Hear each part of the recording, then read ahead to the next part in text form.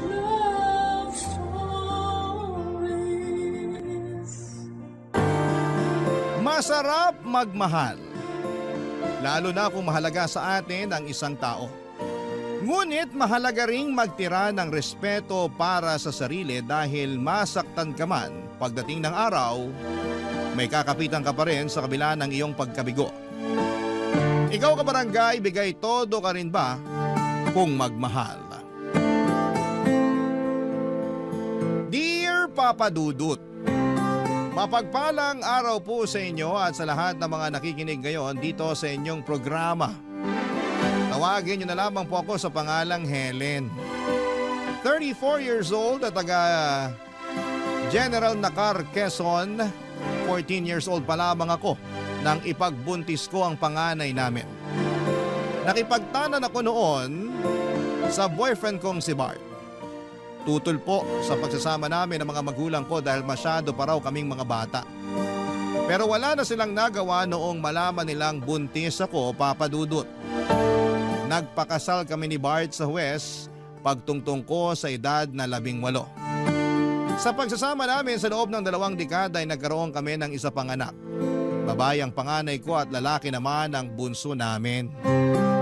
Papadudod sa loob ng 2 dekada kalahati noon ay nasa Brunei si Bart dahil sa trabaho niya. Driver po siya ng isang mayabang pamilya doon at minsan lang talaga siyang makauwi. Pinapayagan naman siya ng amo niya na umuwi 3 beses sa isang taon kaya nagkakasama-sama pa rin kami ng mga anak namin. Hindi po yun naging madali para sa akin dahil madalas kong nami-miss ang asawa ko. Kahit ang mga anak namin ay nangungulila rin sa kanilang ama na hands-on talaga sa kanila noong hindi pa nag-iibang bansa.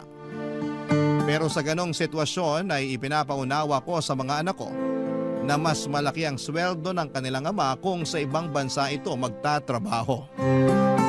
Tungkol naman sa pagsasama namin ay wala naman kaming naging problema kahit na LDR kami. Loyal ako sa asawa ko at ganon din siya sa akin. Pero unti-unting nayanig ang paniniwala kong okay lamang kami nang may makarating na balita sa akin, Papa Dudut.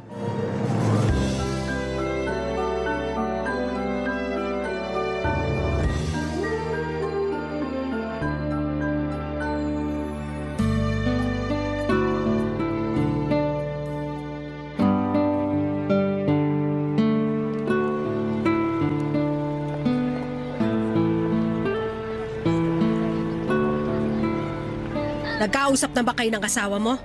Mukhang hindi na tumatawag sa'yo. Iso ka, Nay. Magkausap nga lang kami kagabi. Kinumusta yung mga bata tsaka nagkwentuhan kami. O kailan daw siya uuwi? Next week na raw po. Excited na nga po ako eh. Sa tagal ba naman na hindi kami nagkita? Na-excite ka pa mukhang niloloko ka na ng asawa mo. Nay, saan niyo naman nakuha yung ideya na yan? Loyal po sa akin si Bart. Mahal na mahal niya kami ng mga anak niya kaya hindi niya ako ipagpapalit sa ibang babae. Nasasabi mo yan kasi hindi mo naman siya nakikita araw-araw. Hindi mo alam kung sino-sino mga nakakasama niya. Baka hindi mo namamalayan, may kalampungan na pala siyang iba. Nay naman, huwag niyo namang siraan yung asawa ko ng harap-harapan. O anong gusto mo? Siraan ko siya ng patalikod. Mas maganda na kung harapan kung sasabihin sa'yo na niloloko ka ng asawa mo, Helen. Kung hindi niyo na po gusto si Bart para sa akin, huwag niyo naman siyang gawa ng issue. Mabuti siyang asawa. Hindi naman siya pumapalya sa pagpapadala at sa pangungumusta sa aming mag-iinan niya eh. Baka medyo nakukonsensya pa kaya nangungumusta. Kung sa pagpapadala naman, hindi mo dapat ipagpasalamat yun. Kasi may responsibilidad siya sa inyo, lalo na sa mga anak mo. Teka lang po, Nay. Bakit niyo po ba nasasabi yan? Hindi ba't sinabi sa'yo ng asawa mo na sa susunod na linggo pa siya uuwi? 2 araw na siya rito sa Pinas. Ano po? Kanino niyo naman nalaman? May nakapagsabi sa akin. Yung anak ng kaibigan kong galing sa Pasay. Nakita niya raw si Bart doon sa bahay na nadadaanan nila pa uwi. Kaya nga nagtanong siya sa akin kahapon kung lumipat na raw ba kayo kasi akala niya nandun na kayo mag-iina. Kaya doon na lang dumiretso si Bart. Baka naman niloloko lang kayo noon. Alam niyo naman kung gaano kadaling manira ng tao. Paano kung totoo? Bakit hindi mo tanungin yung asawa mo? Tama na po, Nay. Sinungaling yung nagkwento sa inyo, hindi pa nakakauwi yung asawa ko. Mukha akong pagtataasan ng boses. Kung ayaw mong maniwala sa sinasabi ko, bahala ka. Pero kapag ikaw na mismo nakahuli sa pagsisinungaling ng asawa mo, huwag mong ipapakita sa akin yung pag-iyak mo. Ang kulit nyo naman po kasi, Nay. Hindi nga po nagloloko yung asawa ko. Kung gusto nyo, tatawagan ko siya ngayon habang kaharap ko pa kayo. Huwag na. Mas mabuti kung kakausapin mo siya kapag nandito na siya. Tanungin mo ng harapan para hindi makapagsinungaling sa'yo. Sige po, Nay. Kakausapin ko siya at papatunayan ko po sa inyo na hindi totoo yung chismis na nasagap nyo. Sana nga. Ayoko rin naman mangyari na ngayon pa masisira yung pamilya ninyo. Kung kailan mahigit 2 dekada na yung pagsasama nyo. Uulitin ko po, Nay. Mabuting asawa si Bart kaya hindi niya ako magagawang lokohin. Kapag napatunayan ko nagsisinungaling yung nagsabi sa inyo na nakita niya yung asawa ko, pupuntahan ko siya at kakausapin. Hindi ko palalampasin yung paninira niya sa asawa ko. Papadudot, kahit sa panaginip ay hindi ko naisip na lolokohin ako ng asawa ko. Consistent naman kasi siya sa ipinapakita niya mula noong magsama kami. Mabait siya at responsableng asawa. Tuwing nakikipag-inuman siya ay nagpapaalam pa nga siya sa akin at hindi rin nagpapaabot ng madaling araw. Madalas pa nga siyang nagsasabing under noon dahil kapag pinauwi ko siya ay sumasama talaga siya at hindi na nagyayabang pa. May kaklase si Bart noong high school na nagtatrabaho sa Brunei bilang driver. Ang kaso'y pinauwi na ito ng asawa dahil naghahabol na magkaroon ng isa pang anak kaya nairekomenda nito ang asawa ko. Sa maraming taon na nagsama kami ay pinakita niya kung gaano niya ako kamahal. Madalas niya akong pinagsisilbihan. Magkatulong kami noon sa karinderya ni nanay at ayaw nga niya na napapagod ako kaya halos siya na ang gumagawa ng mga mabibigat na mga gawain. Nagkakahera na lamang ako noon at paminsan-minsan ay nagsiserve sa mga customers namin. Pero pagdating sa pagluluto at kahit na sa paghuhugas ng mga plato ay siya na ang gumagawa. Bukod pa roon ay naghahanap pa siya ng mga racket hanggang sa maging driver siya ng delivery truck. Okay naman ang kitaan niya roon pero noong naospital ang bunso namin, naubos ang savings namin mag-asawa nang kinailangan itong operahan. Pero noong magkatrabaho siya sa Brunei, mabilis kaming nakabangon, papadudot.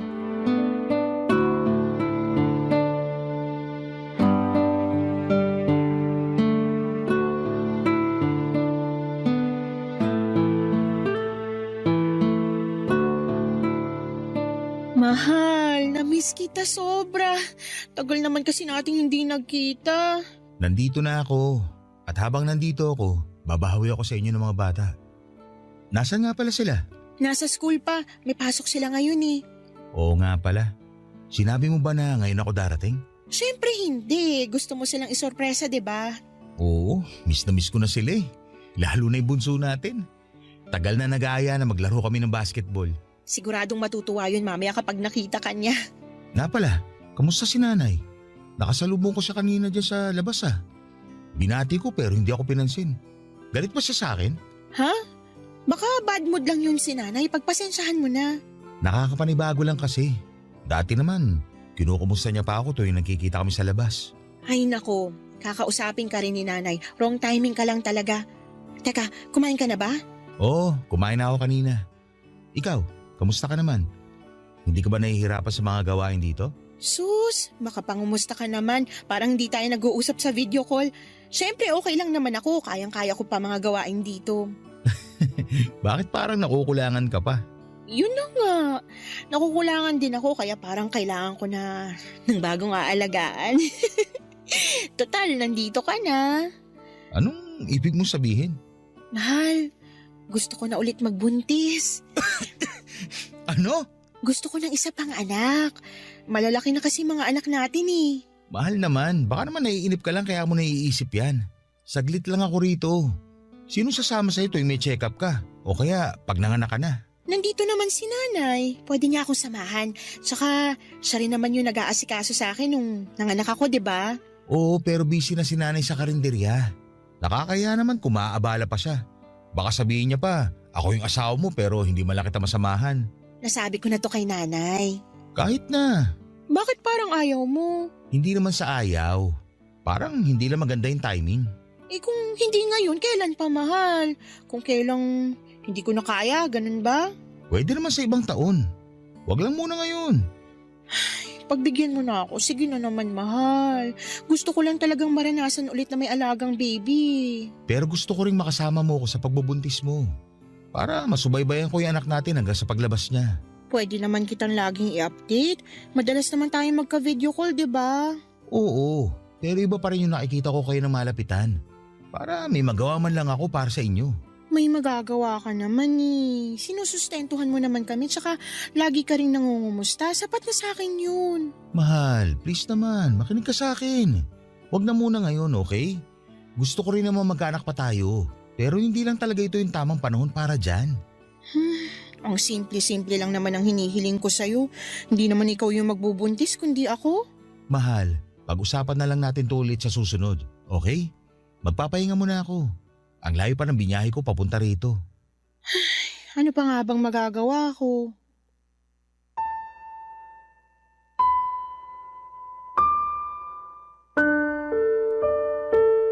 Papadudot nagulat ako sa hindi pagpayag ni Bart na magkaroon kami ng anak. Samantalang siya pa ang humihiling sa akin na sundan na ang bunso namin noong huling uwi niya rito sa Pilipinas. Hindi ko alam kung ano ang nakapagpabago ng isipan niya. Tinanong ko naman siya ulit pero iisa lang talaga ang sagot niya. Hindi pa raw yun ang tamang panahon para magkaanak kami, Papa Dudut. Pinanindigan niya po ang katwiran niyang yon, kaya naman hindi na rin ako nagpumilit pa. Inisip ko na lamang na pwede pa rin naman talaga sa susunod na taon. Nang makauwi si Bart, akala ko ay madalas na kaming makakapag-bonding. At susulitin talaga niya yon, yung oras na kasama kami pero hindi po ganon ang nangyari. Nung unang 2 araw ay nakipaglaro pa siya ng basketball sa bunso namin. Nagluluto rin siya sa bahay at naglalambing din sa akin. Pero mula nung 3 araw niya sa amin ay palagi na siyang umaalis. Ang paalam niya, may importanteng lalakarin lang daw at sa susunod na pag-alis niya, sinabi niyang tutulungan niya lang daw ang kumpare niya sa pag-aasikaso ng requirements para makapagtrabaho din sa Brunei. Papadudot na unawaan ko naman yon dahil may tumulong din naman sa kanya noong kaya hinayaan ko lamang siya. Pero noong araw-araw na siyang umaalis ay doon na po ako nagduda sa mga ginagawa niya, Papadudot. Barangay Love Stories. Barangay Love Stories. Papadudot ng minsang umalis si Bart ay sinundan ko na siya. Nakita ko siyang dumiretso sa terminal ng bus sa Infanta papunta sa Maynila.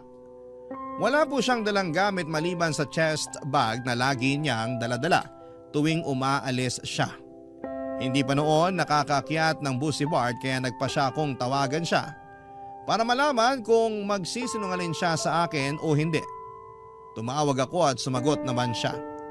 Tinanong ko kung nasaan siya ng mga sandaling yon pero nagulat ako ng ibang lokasyon ang sinabi niya sa akin. Malinaw na nagsisinungaling noon ang asawa ko. At dahil doon ay may mas nadagdagan pa ang pagdududa ko sa kanya.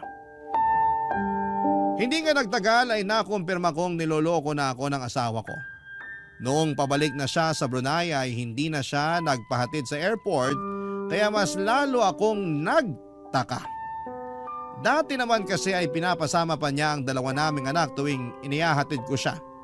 Pero nagdahilan siya na masyado raw siyang malulungkot kapag sumama kami roon.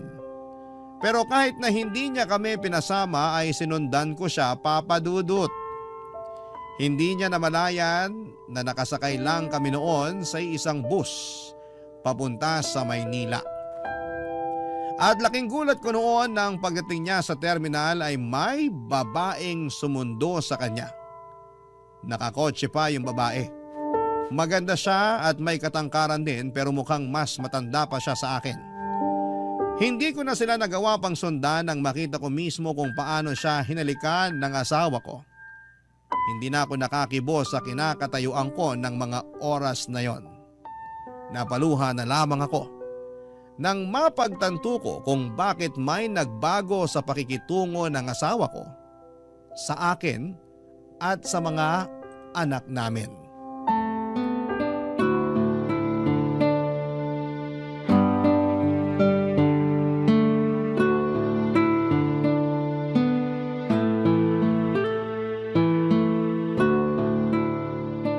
Mahal, kumusta yung biyahe mo pa Maynila? Okay naman.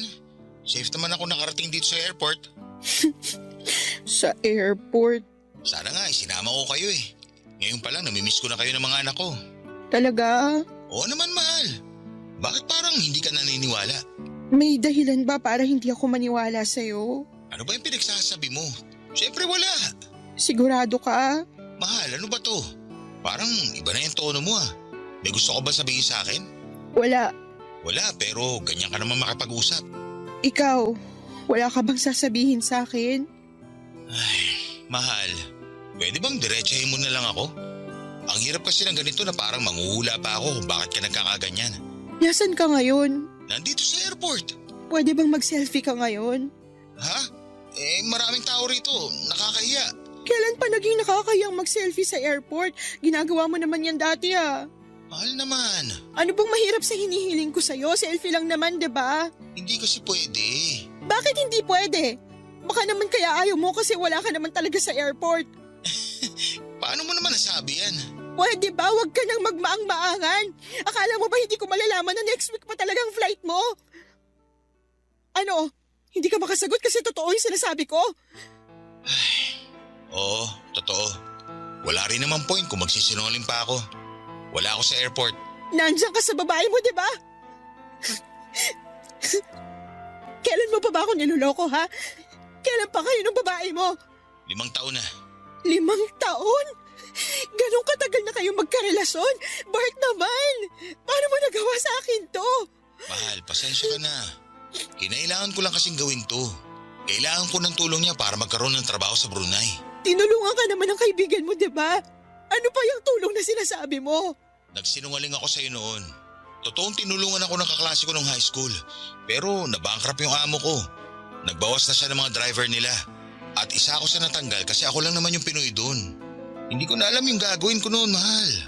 Buti na lang, ipinakilala sa akin ng kaibigan ko si Angelica. Siya yung tumulong sa akin para magkaroon ng panibagong trabaho sa Brunei. Marami siyang kilala na makakatulong sa akin. Kaya may napasukan kaagad ako noon. Kaya ba pati yung Angelica na yun, pinasukan mo na rin? Mahal naman. Intindihin mo naman ako. Para sa inyo rin naman tong ginagawa ko. Hindi ko lang talaga sinabi sa'yo na natanggal ako sa trabaho kasi ayoko ma-stress ka pa. Saka ayoko rin umuwi na wala man lang sapat na ipon. Ngayong may ipon na tayo, hindi mo na kailangan makisama sa babae mo. Umuwi ka na rito. Mahal, hindi talaga pwede. Please naman, unawain mo naman ako ngayon. Anong gusto mong gawin ko, ha? Tanggapin na lang na may kahati ako sa'yo, ganun ba? Hindi naman magtatagal to, mahal. Pansamantala lang to. Ikaw pa rin yung mahal ko. Kayo pa rin yung pamilya ko. Kaya sana, pagbigyan mo na muna ako ngayon. Alam mo, hindi ko alam kung paano mo pala sasabi sa akin yan ngayon. Hindi ka pumayag nung sinabi ko sa'yo na gusto kong magbuntis ulit. Tapos ngayon, malalaman ko na may kabit ka pala. Ano gusto mo maramdaman ko? Dapat ba hindi na lang ako masaktan kasi mahal mo naman kami ng mga anak mo? Niloko mo na nga ako eh. Huwag mo naman akong gawing tanga. Papadudot dahil sa galit ko ay napilitan si Bart na bumalik at ilaan sa amin ang natitira pa niyang 1 linggo dito sa Pilipinas. Harap-harapan niyang inamin ang naging affair nila ni Angelica. Kahit daw nasa Brunei siya ay madalas pa rin silang magkasama. Sobrang sakit noong nalaman ko lahat-lahat ng panloloko sa akin ng asawa ko. Kahit na sinabi niyang ginawa niya yon para sa amin, ay hindi ko pa rin matanggap na sa tinagal-tagal ng pagsasama namin ay matagal na rin pala niya akong niloloko. Pero kahit gaano kasakit ang ginawa niya, nagdesisyon ako na inihim yon sa mga anak namin. Nagpanggap kami na walang problema dahil ayokong maapektuhan sila. Lalo na't pareho pa silang nag-aaral. Isa pa papadudot ay masyado ring makiama ang 2 kong anak kaya hindi kaya ng puso ko na masira ang tingin nila sa papa nila. Tiniis ko ang lahat Kahit na may choice naman akong kumawala na lamang sa relasyon namin. Sa madaling salita ay pumayag ako na may kahati ako sa asawa ko. Pumayag rin ako na magsama sila sa Brunei.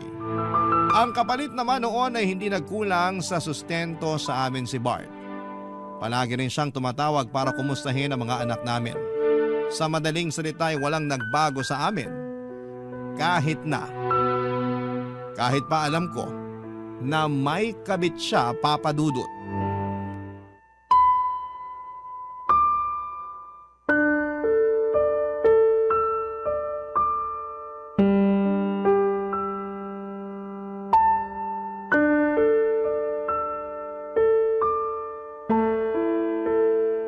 Nasaan ka ngayon?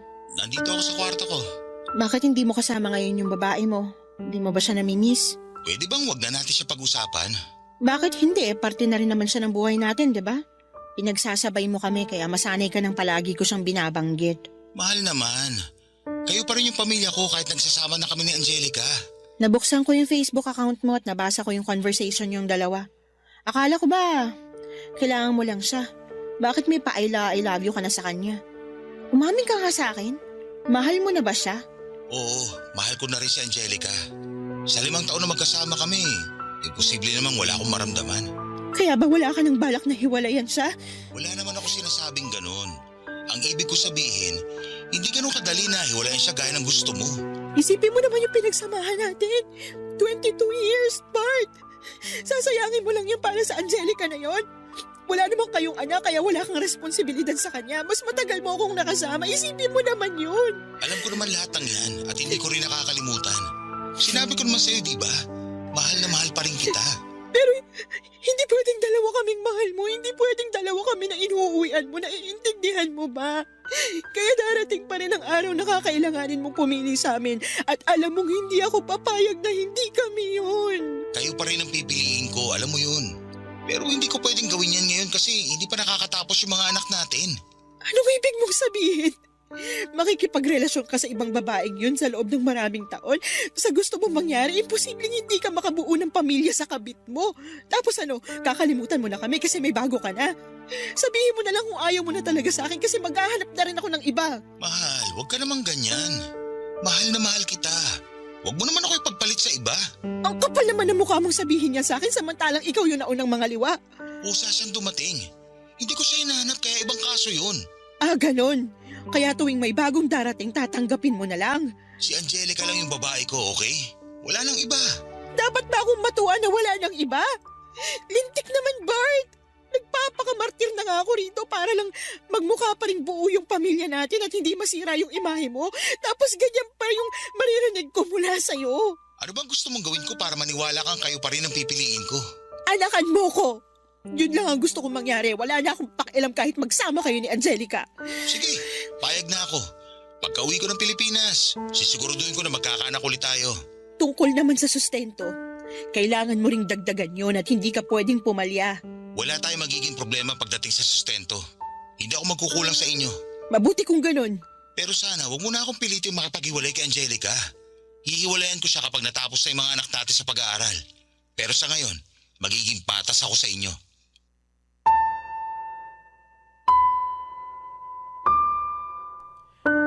Papa Dudut, batid ko na napakatanga ko sa naging desisyon ko. Pero handa na ako noong magpakababa para lamang hindi kami maghiwalay ni Bart. Hindi lang dahil mahal na mahal ko pa rin siya kundi dahil hindi ko kayang makita na pinagtatawanan ako ng ibang tao.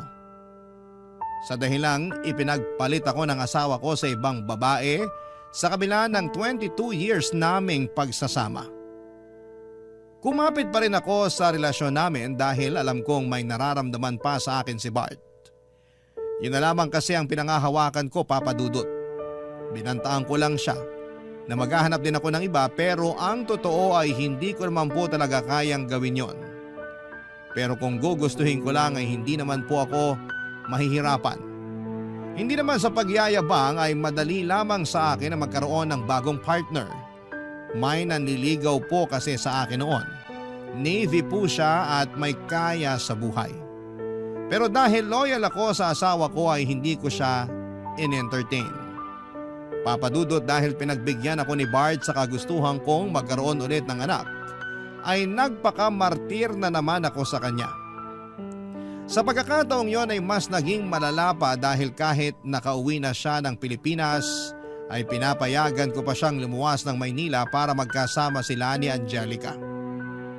Nang malaman ni nanay ang tungkol doon ay halos magwala siya sa sobrang galit at sinabihan si Bart na huwag magpapakita sa kanya. Hindi rin nagustuhan ni nanay ang ginawa ko pero dahil sa pagmamahal niya sa akin bilang anak ay dinamayan pa rin niya ako sa mga kagagahan ko, Papa Dudut. Barangay Love Stories. Barangay Love Stories. Papa Dudut, nabuntis ako ni Bart bago siya bumalik sa Brunei. Nakumpirma ko yon matapos kong mag-PT at magpatingin sa OB. Nagpa siya akong hindi na muna sabihin sa asawa ko ang tungkol doon hanggat hindi pa lumalaki ang tiyan ko. Naunang makaalam si nanay at ang mga anak ko pero sinabihan ko sila na huwag munang babanggitin kay Bart. Akala naman ng mga anak ko ay ginawa ko yon para isorpresa ang tatay nila kaya na-excite pa sila nang sabihin ko yon. Ang hindi nila alam ay plano kong gamitin ang pagbubuntis ko para makasama na talaga ng pagmatagala ng asawa ko. Sa madaling salita ay gusto ko na siyang pauwiin ng mga panahong yon. Akala ko kasi noon kapag naibigay na sa akin ni Bart ang gusto ko ay makakampante na rin ako. Pero tuwing naiisip kong mas madalas silang magkasama ni Angelica ay nagngingit-ngit ang kalooban ko, Papa Dudut. Parang gusto ko na lamang bawiin si Bart at pilitin ang makipaghiwalay sa kabit niya. Sa 7 buwan ng pagbubuntis ko ay saka pa lang ako nagpasyang sabihin kay Bart ang tungkol doon. Excited pa naman akong ibalita yon sa kanya pero naunahan kaagad niya ako sa ibabalita niya, Papa Dudut.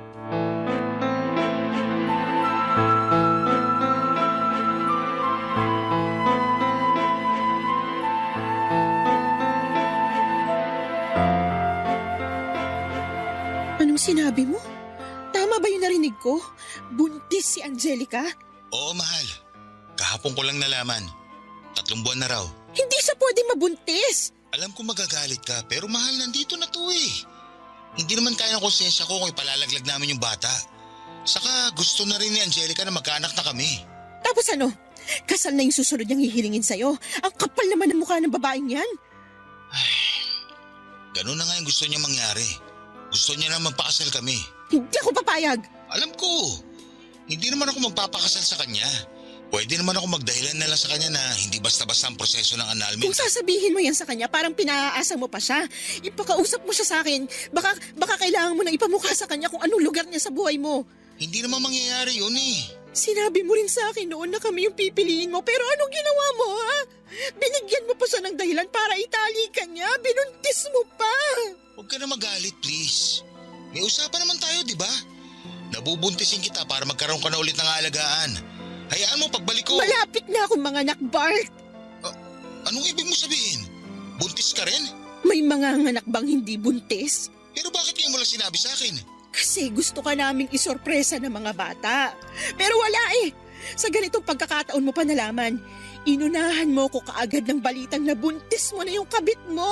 Pasensya ka na. Kung alam ko lang. Kung alam mo lang ano, may gagawin ka ba para mapasaya ako ngayon? Ano bang gusto mo, mahal? Hiwalayin mo si Angelica. Pero… Wala nang pero. Ang tagal ko nang nagtiis na may kahati sa'yo. Hiwalayan mo siya kung gusto mo pang makasama yung bago nating anak. Pwede bang saka na lang kapag nanganak na siya? Baka kasi kung ano pa maisipan niyang gawin kapag ngayon pa ako nakipag-iwalay sa kanya. Kawawa naman kung matadamay pa yung inosenteng bata. Siguraduhin mo lang natutuparin mo na yan, Bart. Kasi kung hindi, mapipilitan talaga ako na ilayo sa'yo tong anak mo.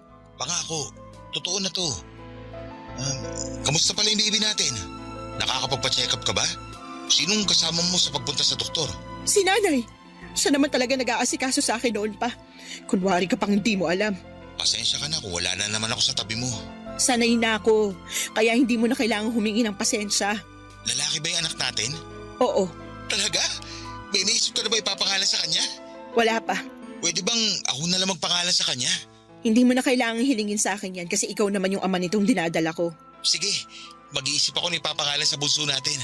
Sana pag-isipan mo rin yung pag-uwi mo rito sa panganganak ko. Mahal, alam mo naman na hindi ako basta-basta makakauwi, hindi ba? Baka naman ayaw mo lang talaga. Yan ka na naman eh. Basta titingnan ko. Pero kung sakaling hindi ako makakauwi, pahingi ako ng mga picture ni baby pagkapanganak mo sa kanya. Kahit yun lang, mahal.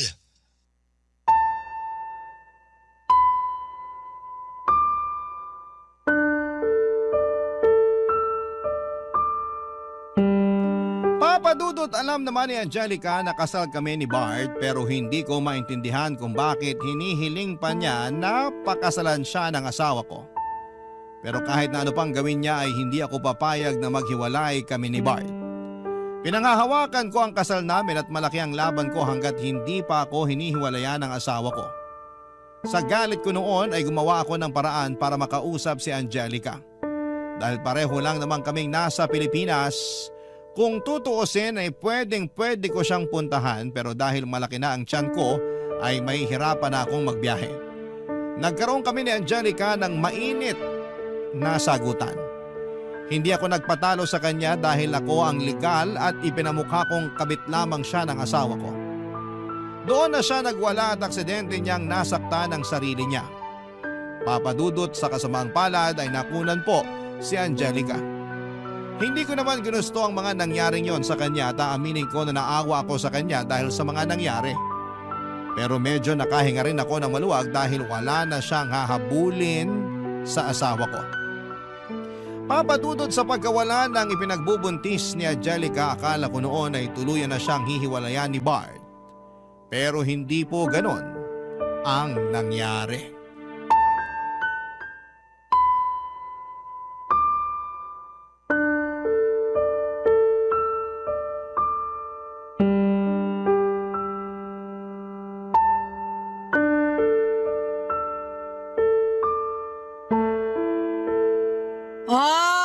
Anong sinabi ko sa'yo? Nung una pa lang, sinabihan na kitang niloloko ka ng asawa mo pero ayaw mo maniwala. Ipinagtatanggol mo pa siya. O tapos ngayon ano? Ginawa ka lang niyang tanga. Oo na po, Nay. Tanga na ako kung tanga pero mahal na mahal ko po si Bart. Ama pa rin siya ng mga anak ko. Ama siya ng batang nasa sinapupunan ko ngayon. Kaya hindi ako papayag na maghihiwalay kami dahil sa Angelica na yun. Ako lang dapat yung mahal niya, Nay. Ako lang. Kahit hindi ka pumayag na maghiwalay kayo, kung hindi ka na kayang panindigan ng asawa mo, wala na ring silbi ang pagpapakamartir mo. Ano bang kailangan kong gawin para matauhan ka? Masyado mo nang ibinabal ang sarili mo para lang sa isang manlolokong asawa? Pero, Nay, kahit naman niloko niya ako, hindi pa rin niya kami pinabayaan. Mahal niya pa rin ako. Tanga! Hindi na pagmamahal yung ginagawa niya sa'yo. Pinaglalaroan ka na lang ni Bart. Alam ko po, Nay. Alam ko po. Pero tiniis ko na ang lahat para sa mga bata. Ayoko malaman nila na hindi na kami maayos ng papa nila. Ayoko ring malaman na may ibang babae si Bart kasi baka mawala yung respeto nila sa kanya. Naririnig mo ba yung sarili mo? Helen naman! Kaya ka biniyayaan ng utak para gamitin mo sa mga desisyon mo sa buhay at hindi para magpakatanga lang sa isang lalaki. Kung ako yung mga anak mo, kapag nalaman kong ganyan kakamartir, baka mawalan na rin ako ng respeto sa'yo. Hindi na kasi pagmamahal ang tawag sa ginagawa mo. Isang malaking kagagahan. Naiintindihan mo ba?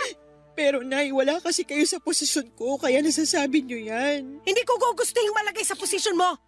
At kung sakali man, hindi ko hahayaan yung asawa ko na mga bet habang kasal pa kami.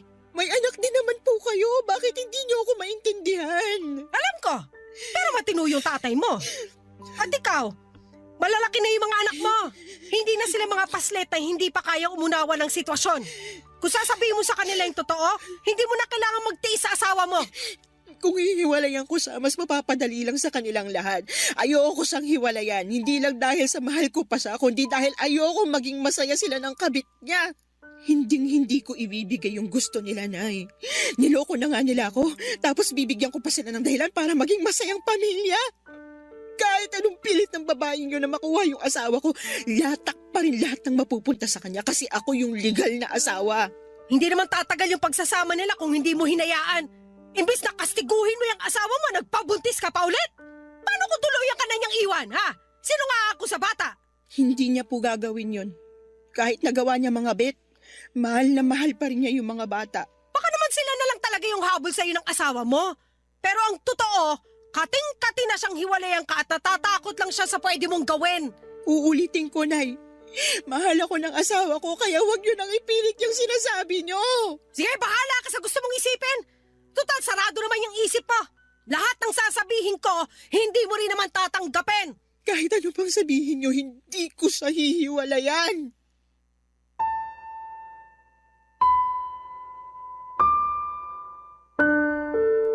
Papadudod sa kabila ng mga nangyari kay Angelica ay nakumpirma kong nagsasama pa rin sila ni Bart at wala talaga siyang balak na hiwalayan nito. Hindi nga nagtagal ay hiniling na rin niya papadudot na maghiwalay kami. Tama si nanay. Mga bata na lang talaga ang habol sa akin ng asawa ko. Nangako naman siya na hindi siya magkukulang sa suporta niya sa mga bata. Lalo na sa batang nasa sinapupunan ko sa ngayon. Humihiling siya ng annulment at willing daw gumastos si Angelica para doon. Pero hindi ako pumayag. Hinayaan ko silang magsama gaya ng gusto nila pero hindi ko hinayaang mawala sa akin ang titulo bilang legal na asawa. Batid kong mas lalo ko lang ginagawang komplikado ang sitwasyon namin. Pero ayoko magmukhang talunan kay Angelica. Kaya nangako ako na hanggat nabubuhay ako ay mananatili pa rin siyang kabit ng asawa ko. Hanggang sa ngayon ay hindi pa rin alam ng mga anak ko na sira na ang relasyon namin ng tatay nila. Kaya gusto ko sanang samantalahin ang pagkakataong ito para makahingi ng payo sa mga tagapakinig ng inyong programa, Papa Dudut. Kung dapat ko pa bang sabihin sa mga anak ko na gusto ko nang makipaghiwalay or gusto nang makipaghiwalay sa akin ng papa nila. At kung tama ba na hindi ko hiwalayan si Bart kahit desidido na siyang sumama sa kabit niyang si Angelica. Sa ngayon ay hanggang dito na lamang po muna, Papa Dudut, ang kwentong ibabahagi ko at maraming salamat po sa pagbabahagi nito, Papa Dudut. At gayon din sa lahat ng bumubuo ng Barangay LS. God bless and more power sa inyong programa. Ang inyong forever kapuso at ka-barangay, Helen. Barangay Love Stories. Barangay Love Stories. Nalilito pa rin sa life ang ating kabarangay. Ano kaya ang maipapayo mo sa kanya? Ibahagi mo yan sa ating comment section para mabasa rin niya. Nagustuhan ng iyong napakinggan? Ituloy yan via live stream sa www.gmanetwork.com/radio.